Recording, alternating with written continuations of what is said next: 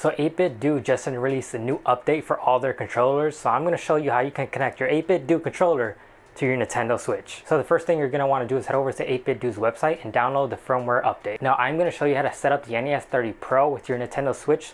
So if you have another 8BitDo controller, your experiences may vary. So the first thing you're going to do is make sure your NES30 Pro has charge to it, and then hold down the power and sync button for a few seconds until you see a yellow flashing light. Once you see the yellow flashing light, your controller has been put into update mode, so you can go ahead and connect it to your computer. Make sure not to connect your controller to your computer before you set it into update mode, or else you will have some issues. Oh, and before you connect your controller to your computer, make sure you open up the update tool. So once you have the update tool opened and you have your controller connected and set into update mode, you should see the update button highlight. Go ahead and click update, and then you have to locate the update firmware. The file you're looking for is a .dat file that's in the main folder of that firmware update you downloaded from 8BitDo's website. Once you locate it, just click OK and it should run the firmware update. Now the update should only take a couple of minutes, it won't take long at all, and once it's done, just disconnect your controller and you're ready to go. Now if your controller is still powered on after you update, just go ahead and power it down. Just hold down power button for a few seconds and just turn off. After this, what you're going to want to do is hold down the power button and the Y button for about 1 second. This sets the controller into switch mode. Now go on to the home page of your Nintendo Switch and click on controllers.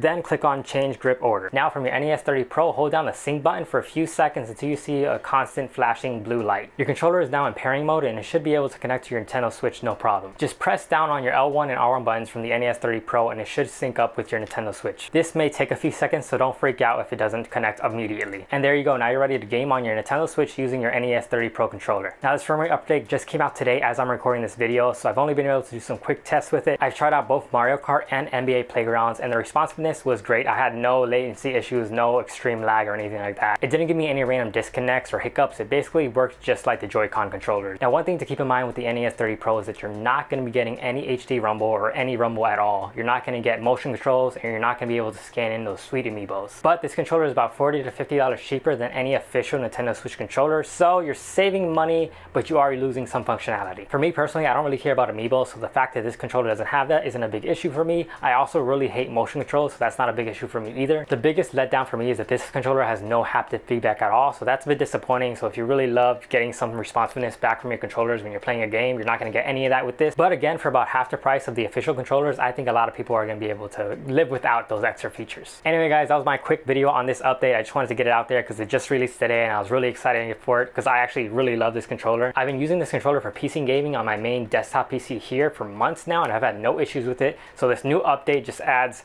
way more functionality and way more usefulness for the controller. But if you're interested in picking up one of these controllers for yourself, I'll leave a link to Amazon in the description so you can check it out. It will be an affiliate link, so I will get a kickback if you decide to purchase it using my link. I'd appreciate it. You don't have to do it. It's not going to cost you anymore, but it'll really help me out. But if you're planning to pick up one of these controllers or you already have one and you're planning to use it with your Nintendo Switch, let me know how it goes for you. Let me know what your experience is like down in the comments down below. But as always, my name is Joshua Joe Munoz.